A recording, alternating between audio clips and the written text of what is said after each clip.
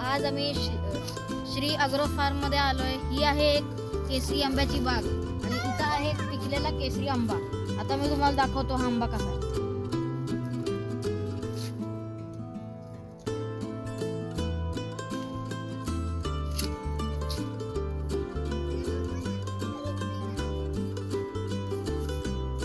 हा बघा एकदम ऑरेंज कलरचा आंबा आहे, पिकलेला एकदम भारी। आणि इथं असे खूप सारे पिकलेले आंबे आहेत।